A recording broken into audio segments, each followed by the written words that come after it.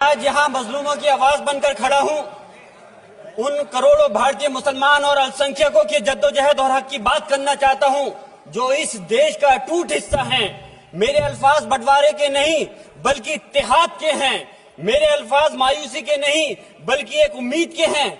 ऐसी उम्मीद जो कि हमारे इस देश को जोड़ना चाहती है। हमारे संविधान को बनाने के लिए हमारे बाबा भीमराव अंबेडकर साहब, मौलाना अबुल कलाम आजाद साहब, डॉक्टर जाकिर हुसैन साहब ने मिलकर के इस संविधान को बहुत मेहनत के साथ बनाया था। ये सिर्फ किताब की शक्ल में देने के लिए नहीं है। आज संविधान के उस पर मैं कहना चाहता हूं कि भारत का संविधान इंसाफ, आजादी और भाईचारगी की जिंदा गवाही है और ये गारंटी देता है कि नागरिक हर मजहब, जात या नस्ल पर इज्जत के साथ गुजार सकते हैं जिंदगी। लेकिन अफसोस है, एक मुस्लिम रहनुमा की हैसियत से मुझे इस दस्तावेज पर बेपनाह फख्र है जो कि दस्तावेज जो संविधान हमें इजाजत देता है। आर्टिकल 15 के मुताबिक किसी भी नागरिक को मजहब, जात, लिंग, नस्ल या जन्म के स्थान पर भेदभाव नहीं किया जाएगा।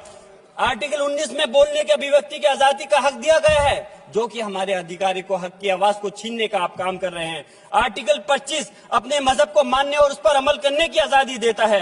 आर्टिकल 29 के तहत अल्पसंख्यकों के हकों की हिफाजत करने के लिए प्रावधान किए गए हैं। लेकिन आप तो हमारे हकों की छीनना चाहते हैं। माननीय सभापति जी, मैं आपके माध्यम से कहना चाहता हूं कि आर्टिकल 30 के अंदर अपने तालीमी इदारों को कायम करने और उनके चलाने का हक है, लेकिन हमारे साथ ज्यादती हो रही है। ये संविधान को अगर आप कमजोर करेंगे तो याद रखना ये देश कमजोर होगा, हमारा मुल्क कमजोर होगा। जो संविधान के प्रति वफादार नहीं हो सकते वो हमारे मुल्क के प्रति वफादार नहीं हो सकते। मैं उस संभल की सरजमी से आता हूं जहां पर 15 दिन पहले एक संविधान को कमजोर करने का काम किया गया। वहां पे जिस प्रकार से 5 मजलूमों की जान ले ली गई, जिस तरह से 30 से ज्यादा लोगों को गोली मारकर घायल कर दिया गया और 27 से 50 से ज्यादा लोगों के खिलाफ मुकदमा दर्ज किया गया। मैं पूछना चाहता हूं माननीय सभापति जी, मैं सांसद हूं, मैं अपने मुकदमे का मैंने कहा था मुझे डर नहीं है। मेरे खिलाफ मुकदमा लिखा गया, मैं वहां मौजूद नहीं था और ये मुकदमा जो हमारे चाहे विपक्ष के सांसद हो या सत्ता पक्ष के सांसद हो, आप याद रखिए जनता की आवाज हो, जनता के बीच में जाकर के आपके जवाबदेही बनती है। और मैंने अपनी जनता की आवाज को उठाने का काम किया तो क्या गलत किया था? माननीय सभापति जी, सिर्फ इस बुनियाद पे मुकदमा लीजिए गया। आज मैं आपको बताना पॉइंट पे बोल रहा हूँ, संविधान पर ही बोल रहा हूँ। माननीय सभापति जी, आज मैं चाहता हूँ उन लोगों को इंसाफ मिलना चाहिए जिन्होंने ज्यादती की है, उनको सजा मिलनी चाहिए। और आज एक इमाम को सिर्फ इसलिए गिरफ्तार कर लिया गया संभल के अंदर कि सिर्फ उन्होंने अजान लाउड स्पीकर से दे दी थी। अफसोस है कि आज हमारे साथ ऐसी ज्यादती हो रही है। माननीय अध्यक्ष जी, हमारा संविधान किसानों को मजबूती की बात करता है जो इस देश की रीढ़ की हड्डी है। 130 किसान जो 10 दिन से ज्यादा समय से जेल में बंद हैं, आप किसानों को हक नहीं दे पा रहे तो किसको हक देने का काम करोगे? मैं अफसोस करता हूँ आज पूरे प्रदेश और मुल्क के अंदर जिस तरह से हमारे लोगों की हिफाजत नहीं की जा रही। एक मॉब लिंचिंग सिर्फ धर्म के नाम पर, अगर कोई मुस्लिम है, ओबीसी है या पिछड़ा समाज का, एससी समाज का है तो नाम पूछ करके उसकी हत्या कर दी जाती है।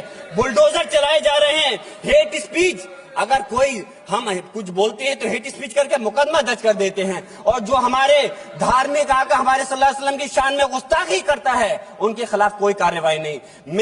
मेरे पास समय कम है, इसलिए तेजी के साथ में मुझे बोलना पड़ रहा है। माननीय सभापति महोदय जी, ये सवाल बंटवारे का नहीं बल्कि हम वतनों के लिए जिनका जमीर मर गया है उनके जमीर को जिंदा करने के लिए है। हम चाहते हैं इस देश की आजादी, हमारी देश की सभापति जी, बस मैं अपनी बात खत्म कर रहा हूं, 1 मिनट। हमारी देश की आजादी के लिए मैं ये कोई बंटवारे की बात नहीं कर रहा, लेकिन हमारे मुस्लिम और हिंदू समाज सब लोगों ने मिलकर के इस देश को आजाद कराने का काम किया था। आज उनके साथ ज्यादती क्यों की जा रही है? हम लोग अपने इस मुल्क के अंदर मजबूरी से नहीं रुके बल्कि हम जो है अपनी मर्जी से रुके थे। हमारी मुल्क को आजाद कराने में हजारों लाखों मुसलमानों ने शहीद हुए थे। माननीय सभापति जी, कॉन्क्लूड कर रहा हूँ सिर्फ राजकुमार से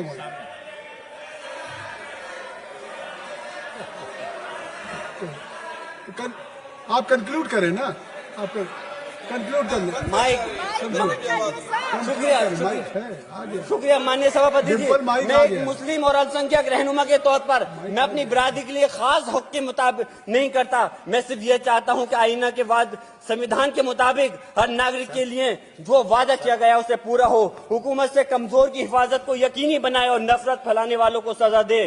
और मैं अपनी बात इस शेर के साथ खत्म करना चाहता हूं जो कि हबीब जालिब का शेर है।